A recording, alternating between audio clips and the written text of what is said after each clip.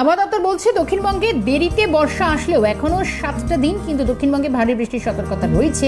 কয়েকটি জেলায় দক্ষিণবঙ্গে বৃষ্টি হবে এমনটা বলা হচ্ছে। অন্যদিকে উত্তরের জেলাগুলিতেও ভারী বৃষ্টির বার্তা থাকছে। দুই মেদিনীপুর, বীরভূম, বর্ধমান, পুরুলিয়ায় ভারী থেকে অতি ভারী বৃষ্টির সতর্কতা রয়েছে। আগামী 7 দিন দক্ষিণবঙ্গে ভারী বৃষ্টির পূর্বাভাস দিচ্ছে হাওয়া অফিস। সরাসরি নজর রাখবো। মেঘা রয়েছেন আমাদের সঙ্গে। মেঘা, সুপ্রভাত জানাই। আমি এবং দেবারতী তোমার সঙ্গে রয়েছি। একটু জানতে চাইবো হাওয়া অফিস কি বলছে।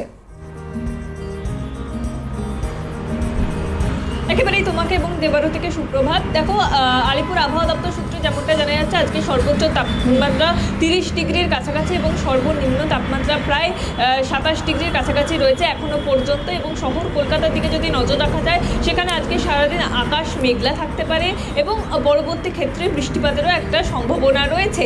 এবং বজ্রবিদ্যুৎ সহ সন্ধ্যের পরে বৃষ্টিপাতের সম্ভাবনা রয়েছে শহর কলকাতায়। এবং শহর কলকাতা সহ যে পার্শ্ববর্তী জেলাগুলি রয়েছে সেখানেও বৃষ্টিপাতের সম্ভাবনা রয়েছে এখনো পর্যন্ত।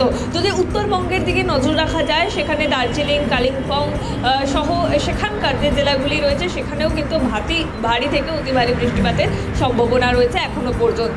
উত্তর দিনাজপুর, দক্ষিণ দিনাজপুরের দিকে যদি নজর রাখা যায়, সেখানে কিন্তু হলুদ সতর্কতা এখনো দেওয়া রয়েছে। অর্থাৎ এখনো পর্যন্ত উত্তর দিনাজপুর, দক্ষিণ দিনাজপুরের জেলাগুলিতে কিন্তু আপডেট কিছুক্ষণের মধ্যেই আসতে চলেছে, এমনটা আলিপুর আবহাওয়া দপ্তর। মেঘা, একটা বিষয় খুব সংক্ষেপে জানতে চাইবো যে এবার কি বৃষ্টিপাতের সম্ভাবনা পুজোর সময়ও থাকছে?